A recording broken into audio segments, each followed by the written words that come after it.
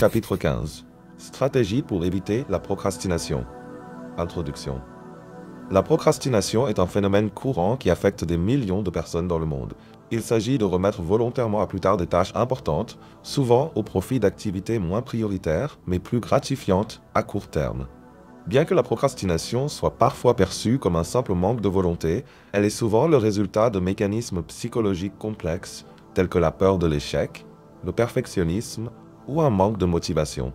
Dans ce chapitre, nous allons explorer les causes de la procrastination et découvrir des stratégies pratiques pour surmonter ce comportement et accomplir vos tâches de manière proactive. 15.1. Comprendre les causes de la procrastination. La peur de l'échec. L'une des principales raisons de la procrastination est la peur de l'échec. Les personnes qui craignent de ne pas être à la hauteur évitent souvent de commencer une tâche importante pour éviter de ressentir de la déception ou de l'anxiété.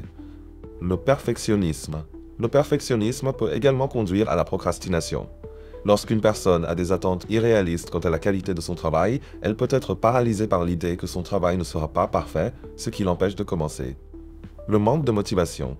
Le manque de motivation peut résulter de l'absence de lien entre la tâche à accomplir et les objectifs personnels ou les intérêts de la personne. Si une tâche semble ennuyeuse ou inutile, la motivation pour la réaliser diminue et la procrastination prend le dessus. La gestion inefficace du temps. La mauvaise gestion du temps peut entraîner la procrastination, surtout si les tâches sont mal planifiées ou si l'on est submergé par la quantité de travail. 15.2. Stratégie pour surmonter la procrastination. 1. Fractionner les tâches. Une grande tâche peut sembler intimidante et provoquer la procrastination. Pour surmonter cela, divisez la tâche en petites étapes réalisables. Chaque étape franchie crée un sentiment de progrès qui vous motive à continuer. Exemple. Au lieu de vous dire « je dois écrire un rapport complet », commencez par « je vais rédiger l'introduction ». Une fois cela fait, passez à la section suivante. 2. Utilisez la technique des 5 minutes. La technique des 5 minutes consiste à vous engager à travailler sur une tâche pendant seulement 5 minutes. Une fois que vous avez commencé, il est souvent plus facile de continuer au-delà de cette limite, car la tâche semble moins intimidante une fois que l'on est en action. 3. Appliquez la méthode Pomodoro. Comme vu dans les chapitres précédents, la méthode Pomodoro est une technique efficace pour éviter la procrastination. En divisant le travail en sessions de 25 minutes suivies de courtes pauses, vous créez un sentiment d'urgence qui favorise la concentration et l'engagement. 4. Fixez les délais réalistes. Fixer des délais trop longs ou trop courts peut encourager la procrastination. Des délais serrés mais réalistes aident à maintenir un rythme de travail constant et à éviter de reporter les tâches à plus tard. 5. Comprendre et accepter ses émotions. La procrastination est souvent liée à des émotions négatives, comme l'anxiété ou la peur de l'échec. Prendre conscience de ces émotions et les accepter permet de les gérer de manière plus efficace. Des techniques telles que la pleine conscience peuvent aider à observer vos pensées et vos sentiments sans jugement. 6. Mettre en place un système de récompense.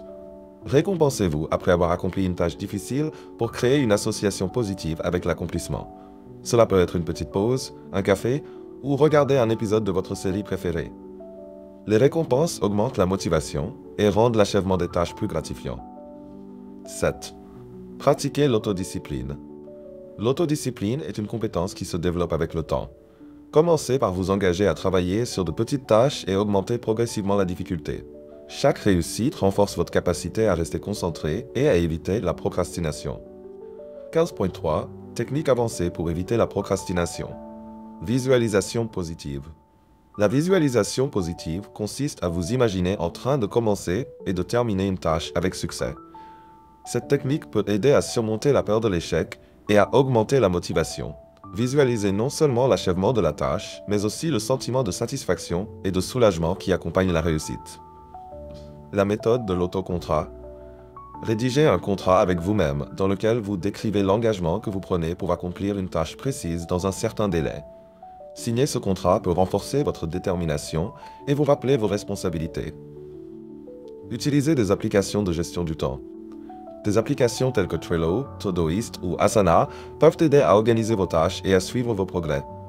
Ces outils vous permettent de diviser les projets en tâches plus petites, de fixer des délais et de cocher les étapes accomplies, ce qui renforce la motivation. 15.4. Conseils pour maintenir la constance. Créez une routine quotidienne.